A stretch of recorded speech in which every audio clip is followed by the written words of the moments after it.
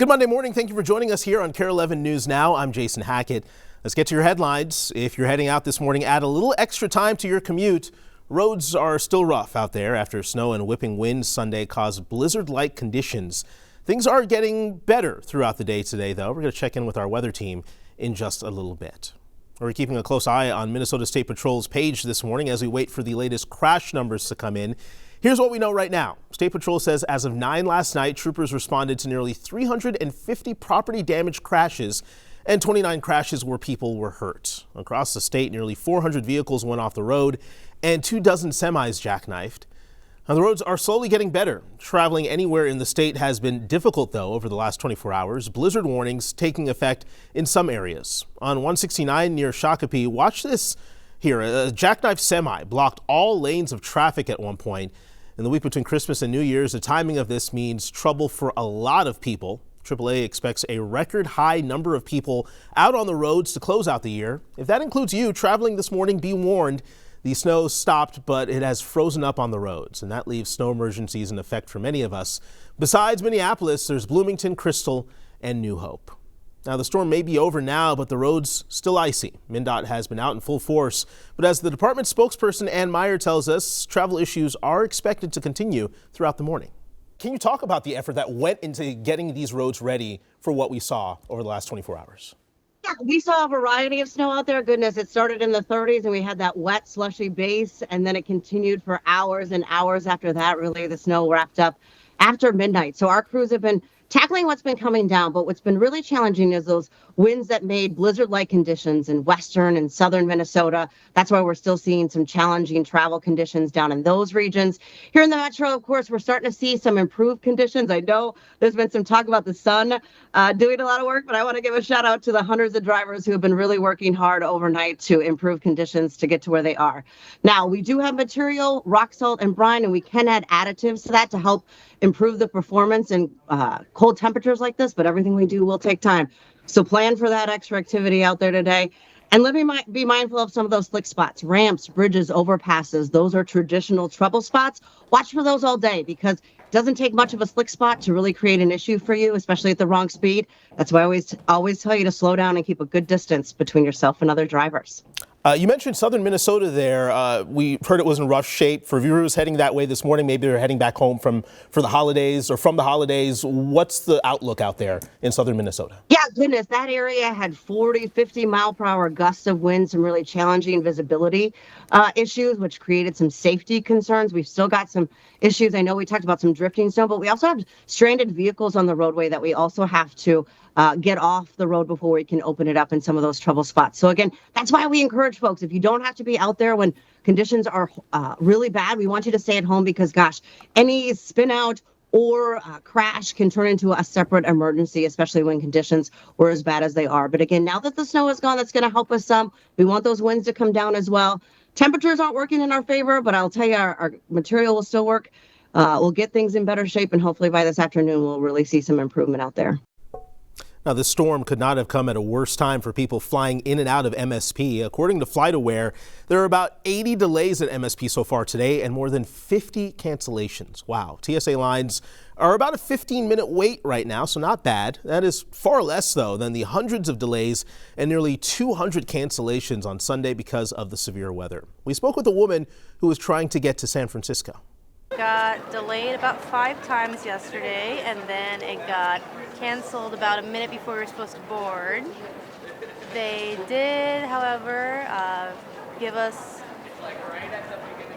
hotel and Uber, so that helped. But turning to more of your headlines now, happening right now in Minneapolis, police are still searching for a suspect who shot and killed a 17-year-old boy last night. Minneapolis police tell us the shooting happened on Ilion Avenue in the Jordan neighborhood just after 6 p.m. We learned the boy was shot when someone fired into a home from outside. Police treated the teen's injuries when they arrived on scene, but he later died at the hospital. Anyone with information can leave an anonymous tip with Crime Stoppers.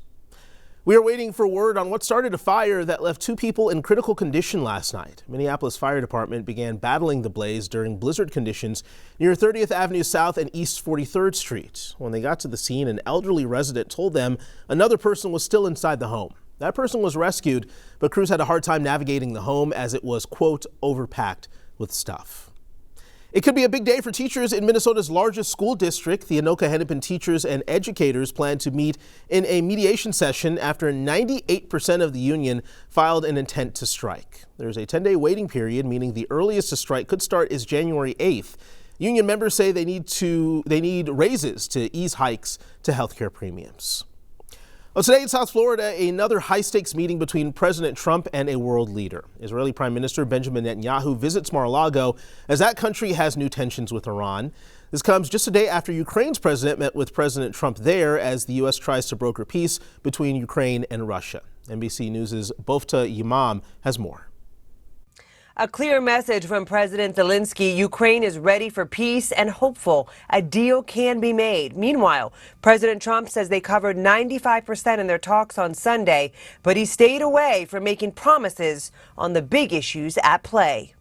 After a nearly 3-hour meeting between President Trump and Ukrainian President Volodymyr Zelensky, the two spoke of progress made, but still no peace plan was finalized. We had a terrific meeting. We discussed a lot of things. As you know, I had an excellent phone call with President Putin that lasted for over 2 hours. We discussed a lot of points, and I do think we're getting a lot closer. One of the key issues, security guarantees to help deter further attacks, which Zelensky stressed is critical for lasting peace. He called Sunday's meeting productive. We have great achievements, 20-point peace plan, 90% agreed, and U.S.-Ukraine security guarantees, 100% agreed. U.S.-Europe-Ukraine security guarantees, almost agreed. Military dimension, 100% agreed. As for the ongoing battle over land, that still remains unresolved. Have you agreed on the so-called free trade zone on Donbas? How to separate the sites? How to make the separation line? Who will be responsible? The word agreed is too strong. I would say not agreed, but we're getting closer to an agreement on that. While the president says Russia wants a deal to happen, he made it clear that Russia did not agree to a temporary ceasefire ahead of any peace deal. More bilateral talks and larger meetings are expected in January. And we agreed that our teams will meet in upcoming weeks to finalize all discussed matters. And we agreed with President Trump that he will host us and maybe in Washington, European leaders and Ukrainian delegation. President Trump avoided laying out a hard deadline, but indicated they'll know in a few weeks where things stand.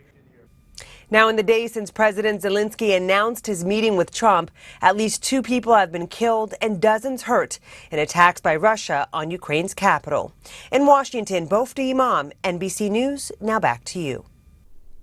A historic day in Minnesota on Sunday as the Minnesota Star Tribune officially closed its printing plant. The papers will still be printed, but from a location now in Iowa. The Heritage Center in Minneapolis printed its final paper yesterday.